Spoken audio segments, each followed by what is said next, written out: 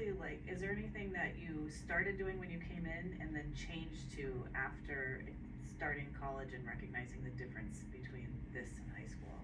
So for me, when I came into college, I thought I had it all figured out. I was a very motivated high school student, so I was like, I know exactly how I'm going to study. And then first semester of my freshman year, nothing that I used to do worked for me anymore. And so I had to scramble like mid-semester to figure out what was going to work. And I accidentally kind of chanced upon what I still use now for like my study approach, and that's every time I start a class, I make a list by talking to professors, TAs, students that have taken the class before. I make this giant laundry list of like all of the ways that they share that they studied or any tips that they have. And I try to do as many things as I can on that list in that time until the next exam. And then after that first exam, I treat it like a benchmark.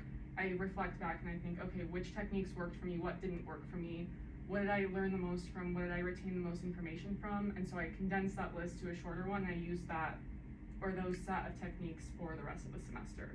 And I still do that even in grad school, but it was definitely a scary thing to have to kind of do.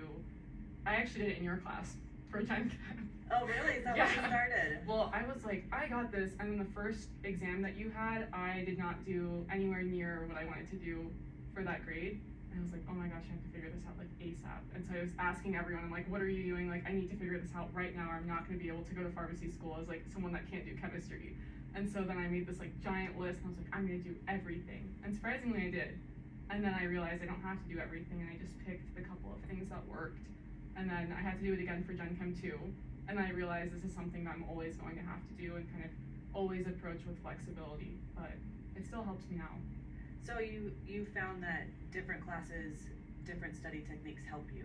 So it's not as though like you've now got sort of a toolbox full of them and you use these specifically, but you switch them up every semester with every class? Yeah, I have to switch them up, and honestly, things that don't work for me in one semester sometimes do work for me the next semester or the next year. So I always have to stay open-minded to things that didn't work in the past and like give them an honest effort every time I try to use them.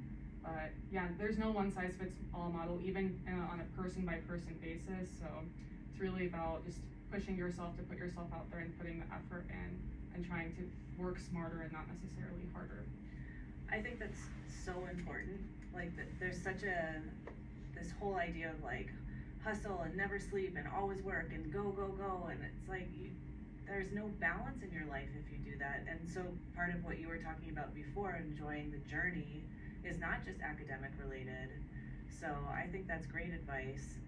I think what's also great advice is so many students just think about the content, like, okay, I got these concepts wrong and I misunderstood these questions and that's all the focus is, but you're saying the focus should be on the preparation tactics and tools, not just the material of the course.